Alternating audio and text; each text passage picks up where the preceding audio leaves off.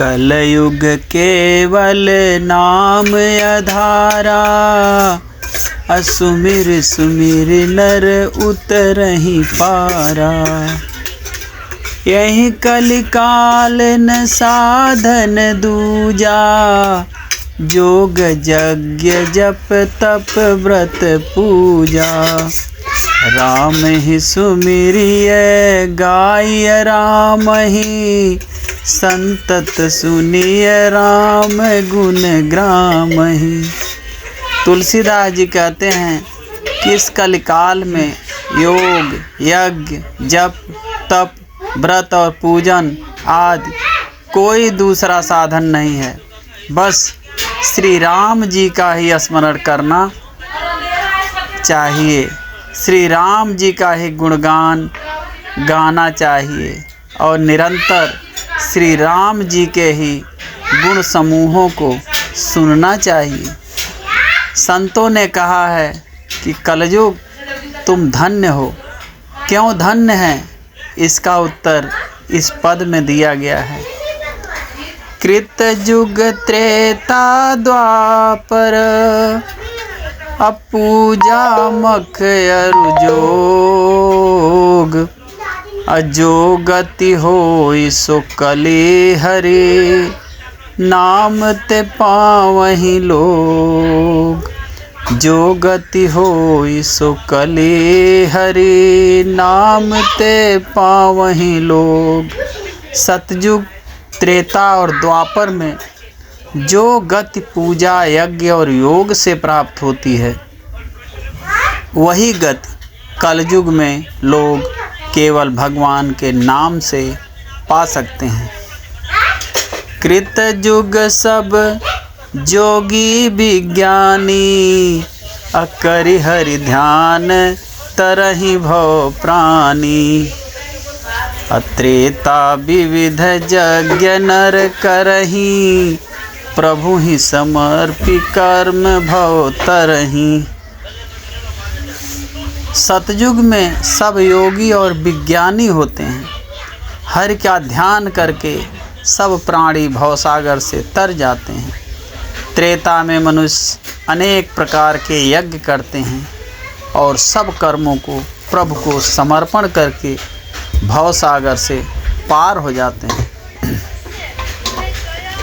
और द्वापर करि रघुपति पद पूजा, अनर भव तरहि उपायन दूजा। कलयुग केवल हरि गुण गाहा, अगावत नर पावहि भव थाहा।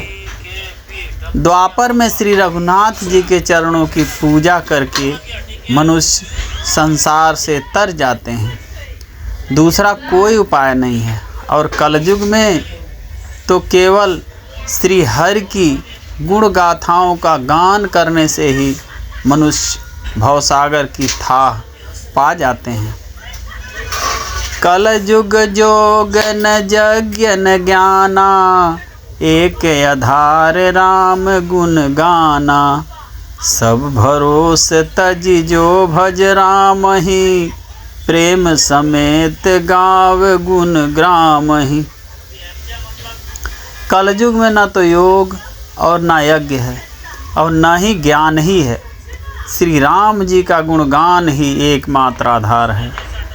अतएव सारे भरोसे त्याग कर जो श्री राम जी को भजता है और प्रेम सहित उनके गुण समूहों को गाता है, सोई भवतर कछु संशय नाही। अनाम प्रताप प्रकट कलि माही, कलि कर एक पुनीत प्रतापा। अमानस पुण्य हो ही नहीं पापा। वही भवसागर से तर जाता है, इसमें कुछ भी संदेह नहीं है। नाम का प्रताप कलयुग में प्रत्यक्ष है। कलयुग का एक पवित्र प्रताप महिमा है कि मानसिक पुण्य तो होते हैं पर मानसिक पाप नहीं होते। कलयुग समयुग आन नहीं, जो नर कर विश्वास। गाई राम गुण गण बिमल, भवतर भी नहीं प्रयास।